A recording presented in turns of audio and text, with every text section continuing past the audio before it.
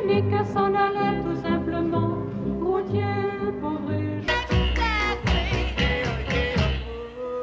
Did you know there was a Japanese language song that topped the American charts in 1963? Most Americans couldn't understand a single word, yet they couldn't stop humming along. That wasn't the only musical surprise from that unforgettable year. The early 60s gave us some of the most unique one-hit wonders ever recorded, songs that blazed bright for a moment before their creators disappeared from the spotlight. From surfing instrumentals to singing nuns, these 10 forgotten tracks tell us more about 1963 than any history book ever could. Number 1. Rhythm of the Rain, the Cascades. Have you ever heard a song that perfectly captures the sound and feeling of a rainy day? Back in 1963, a San Diego group called the Cascades did exactly that with their hit, Rhythm of the Rain. What made this track special wasn't just the melancholy lyrics about lost love, it was those authentic rain and thunder sounds layered throughout the recording. John Gummo wrote this heartbreaker while serving in the Navy, drawing inspiration from watching raindrops during a storm. The song's emotional punch comes from its universal theme,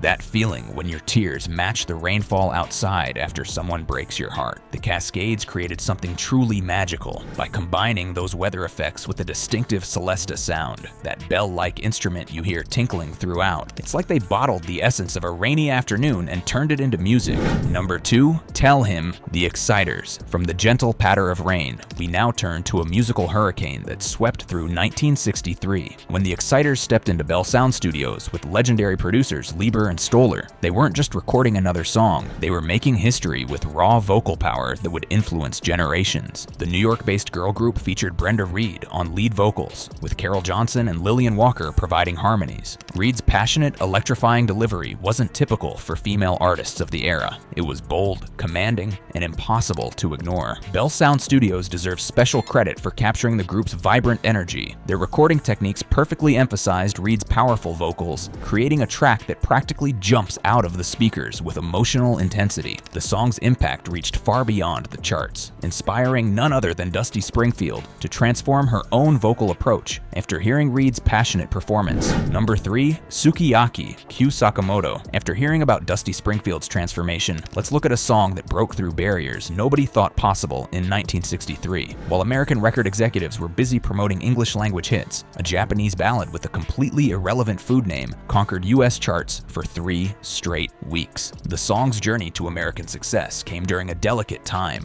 less than 2 decades after World War II, when the US and Japan were still mending diplomatic relations. This cultural exchange set the perfect stage for Sukiyaki to make history. What audiences heard as Sukiyaki was actually Ue o Muite Aruko, I look up as I walk, a melancholy tune about looking skyward to prevent tears from falling. American executives simply renamed it after a Japanese dish Americans might recognize, despite having zero connection to the lyrics. This marketing strategy worked brilliantly, but something deeper was happening. The song's emotional resonance transcended language itself, proving that music speaks to us even when we don't understand a single word. Number 4, Wipe Out, the Surfaris. Music can transcend language barriers, but sometimes it doesn't need any words at all. When 4 Southern California teenagers gathered at a small recording studio in 1963, they didn't know they were about to create one of rock's most recognizable instrumentals with almost no preparation. What makes Wipe Out especially remarkable is that these Surfaris weren't seasoned musicians. They were high school kids whose drummer, Ron Wilson, was the oldest at just 17. The magic happened at PAL Recording Studio in Cucamonga, California, where Bob Berryhill, Pat Connolly, Jim Fuller, and Wilson created something unforgettable.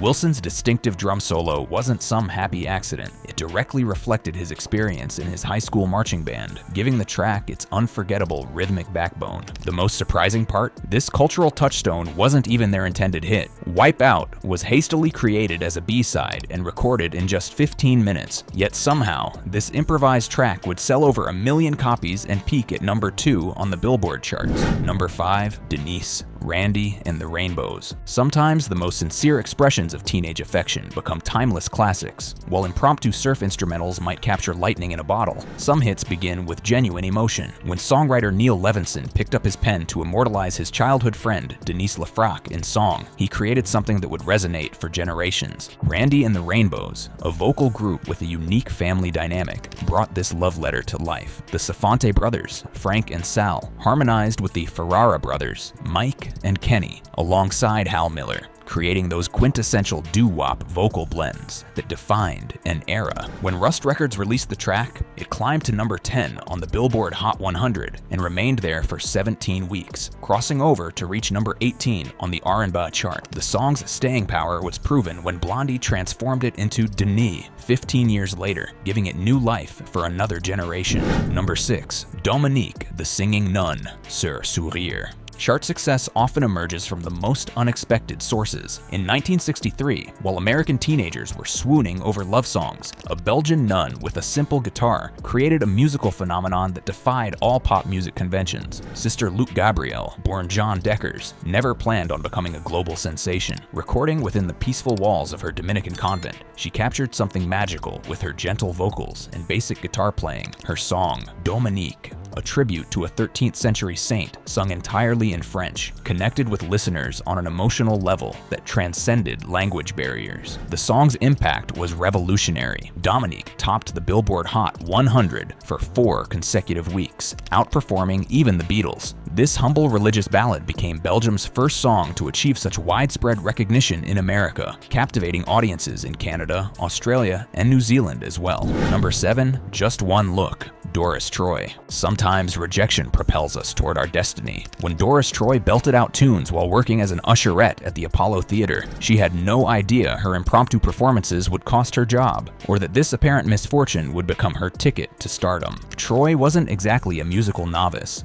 Born Doris Payne in Harlem, she grew up immersed in gospel music, with her father serving as a minister and her mother playing church piano. This spiritual foundation infused her vocals with raw, emotional power that made even simple lyrics resonate deeply with listeners. Number 8. Mockingbird, Inez and Charlie Foxx. Family harmonies often create a unique magic in music, and in 1963, siblings Inez and Charlie Foxx proved this perfectly. While most artists looked for original material, this innovative duo took an entirely different approach. They reimagined the familiar lullaby, Hush Little Baby, into a chart-topping R&B sensation. Their playful call and response technique brought something fresh to radio waves. The energetic vocal exchanges between brother and sister created an authenticity that couldn't be manufactured, making Mockingbird instantly memorable. Their natural chemistry gave the song an infectious quality that helped it soar to number 2 on the R&B charts and number 7 on pop listings. Number 9. Sally Go Round the Roses, the Jaynetts.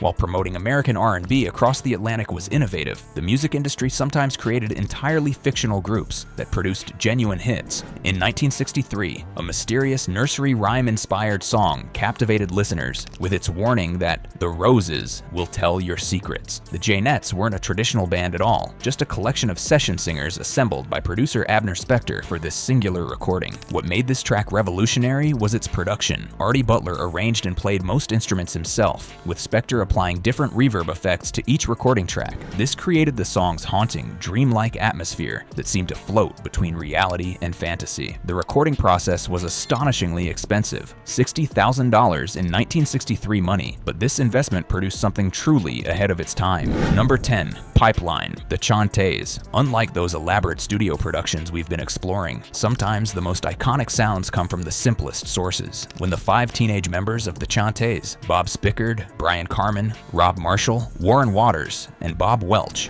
came together for a high school talent show in Santa Ana, California, they weren't dreaming of chart success. They were just regular kids with a passion for surfing who happened to create one of the most influential instrumental tracks in rock history. What made their sound so revolutionary? The Chantays flipped conventional mixing on its head. They pushed the bass guitar, electric piano, and rhythm guitar to the foreground, while relegating the lead guitar and drums to the background. This unconventional approach created the perfect sonic equivalent of riding a wave, powerful, immersive, and utterly thrilling.